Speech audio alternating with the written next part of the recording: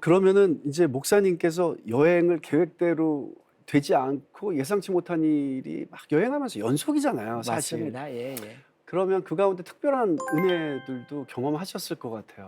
그렇죠. 이 361일이라는 기간 동안에 정말 도움도 많이 받았고요. 여행 중에 정말 우연히 만났어요. 네. 성도님을 만난 거예요. 네. 같은 그 마추픽추에서 네. 그 기차를 타고 가는데 같은 자리에 앉았던 거죠. 야. 근데 알고 보니까 권사님이시고 안수 집사님이시더라고요. 거기서 한국분 만나기도 되게 네, 힘든데 네. 기차에서 네. 야. 근데 그분들이 저희의 이야기를 듣고 네. 봉투를 주고 가시더라고요. 헌금하고 싶다고. 네. 그래서 참 그런 생각하지도 않았던 음. 도움도 받아봤고요. 네.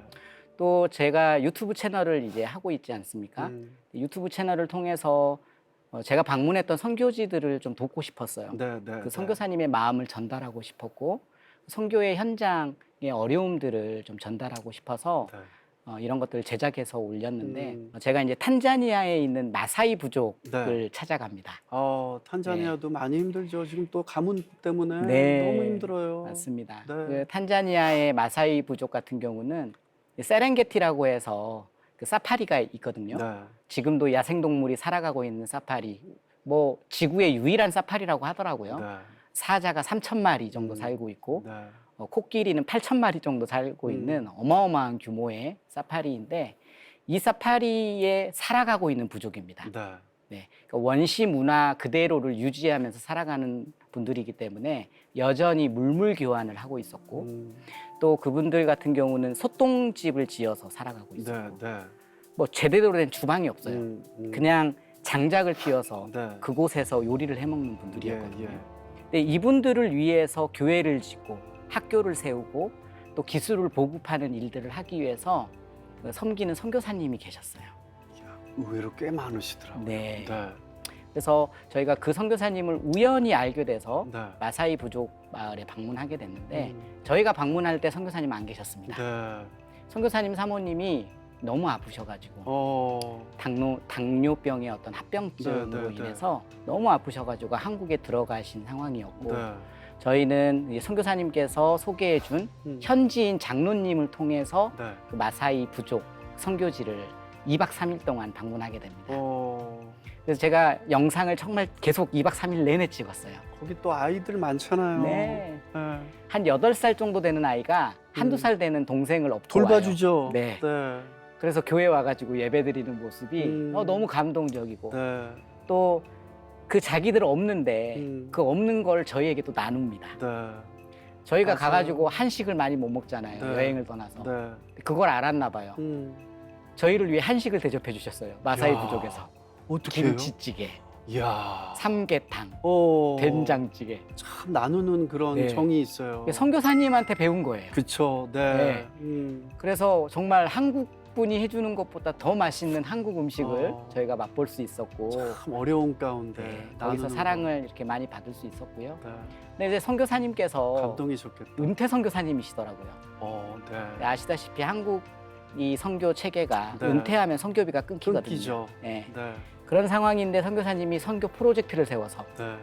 교회를 짓고 학교를 세우고 거기에 어떤 이 마사이 부족들을 크리스천화시키고 네. 거기에서 끼고 계시는구나. 그럼요 스스로 자립할 수 있는 환경을 만들어가기 위한 그게 제일 중요하잖아요. 어떤 자립할 수 있게 빌리지를 만들려고 하는 거예요. 어허. 네. 근데 갔는데 저희를 이제 보여주시겠다고 데려갔어요. 교회 딱 하나 지금 건축 중에 있는 거예요. 네. 완전히 허벌판인데 네. 네. 그 미국에 있는 빌립보 교회라는 곳에서 예. 1만 불을 헌금해 주셔가지고 그 프로젝트를 시작을 했대요. 근데 그거는 교회 하나 지을 수 있는 금액이었고 아무것도 없는 상황 속에서 제가 그걸 바라보면서 이건 불가능한데 네. 선교사님은 은퇴한 선교사님이고 지금 사모님 아파서 한국에 들어가 계시는데 뭐 누가 이걸 후원해서 이걸 할까? 네. 그런 마음이 인간적인 마음이 저에게 드는 거예요. 그럼에도 불구하고 하나님께서 너무 감동을 주셨기 때문에 네. 이 선교지를 축복하는 마음으로 영상을 열심히 찍어가지고 야. 무려 4편을 올립니다. 네. 그러면 구독자님이나 영상을 보신 분들께서 좀 후원을 해주셨나? 저도 그걸 바랬죠. 그걸 바랬는데 네. 조회수가 500회, 700회, 뭐 뭐 한 1,400회 이 정도밖에 안 나오는 거예요. 네. 그래서 야 이렇게 도와드리고 싶은데 음. 사람들이 관심이 없나 보다. 음. 그런 마음을 네. 가졌었고 네. 이제 모든 여행이 끝나고 돌아와서 김만호 선교사님이거든요, 그분이. 네. 김만호 선교사님을 제가 찾아갑니다. 음. 탄자니아 마사이 부족을 섬기던 김만호 선교사님을 찾아뵙는데 그분이 저희를 앉혀놓고 2시간 반 동안 예. 그 선교 프로젝트를 설명을 하시는 거예요. 예, 예. 열정이 느껴지잖아요. 음. 그러면서 아 하나님 이분들을 좀 도와주셨으면 좋겠는데 방법이 없습니까? 그리고 저랑 아내랑 오면서 그때 마침 이제 아내는 제가 돌아와가지고 교회 사역을 시작하지 않았거든요. 네. 계속 교회 탐방하는 일을 했어요. 그러면서 아내가 이제 돈을 벌기 시작했습니다. 네. 꽃 관련한 일을 하면서 아내가 이제 그 꽃 사업을 작게 시작을 했는데 네. 제가 아내한테 그랬죠. 꽃 사업을 통해서도 우리가 돈을 좀 많이 벌면 여기 좀 헌금하고 돕자. 좀 그런 마음을 가지고 저희가 그 이제 선교사님과 인사하고 나왔어요. 네. 선한 마음을 가지고 그렇죠. 하셨네요. 그런데 한 2달 뒤에 음. 선교사님에게 갑자기 전화가 왔어요. 네. 혹시 이러이러한 분을 아세요? 네. 저 모르는 분인데요 했더니 이 분이 후원을 하겠다고 연락이 왔다는 거예요. 어떻게 된 걸까요? 근데 제 유튜브 채널을 보고 연락을 주셨대요. 그 500명, 700명 그렇죠. 그 중에 한 분이셔도 네. 많은 분들이 필요가 없구나. 그것도 선교지를 다녀오고 나서 거의 한 3, 4개월이 지났을 때입니다. 네. 그러니까 너무 깜짝 놀란 거죠. 음. 근데 이분은 저도 모르고 선교사님도 모르는 네, 분이에요. 정말 감사해요. 유튜브 채널만 보신 분이고 강원도 어느 도시에 살고 있는 분이래요. 그리고 제가 어렴풋이 듣기로 공무원 생활을 하셨던 그냥 평범한 분입니다. 네. 근데 당신이 평생 모은 재산을 대단하시다. 이 선교지에 후원을 하셨는데 선교사님의 표현으로 프로젝트 예산의 40%를 보내오셨다. 아멘. 그 선교지 현장의 공사가 다시 재개되고 진행되는 사진과 영상들을 보내주시면서 네. 하나님 살아 역사 계시는구나. 아멘. 보지 않고 믿는 믿음을 하나님께서 요구하시는구나. 네.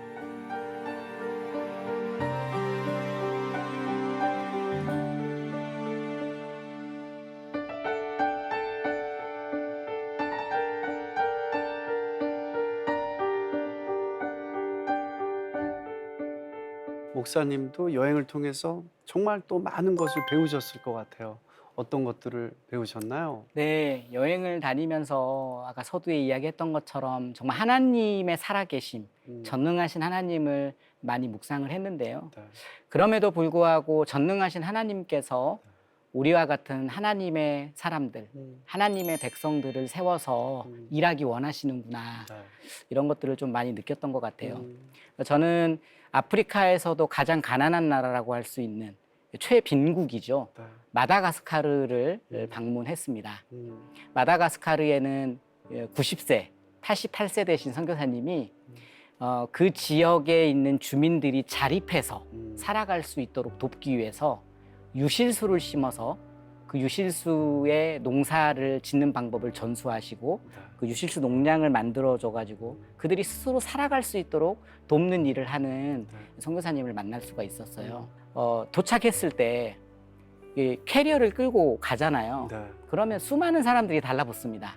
도와주겠다고. 그러면 이제 조금 이렇게 턱이 있으면 그걸 들어야 되잖아요. 네, 네. 거기 막 달라붙어가지고 도와주는 거예요. 실제로 저도 한 명이 그걸 도와줬거든요. 네. 근데 저는 그게 선의로 도와준 줄 알았어요.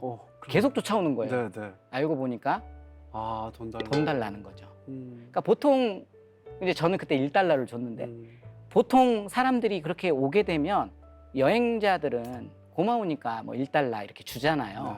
근데 그들에게 1달러는 하루 일당이에요. 예. 일용직, 그러니까 마다가스카르의 일용직 노동자들이 하루에 받는 일당이 어마어마한 돈이네요. 1달러입니다. 네.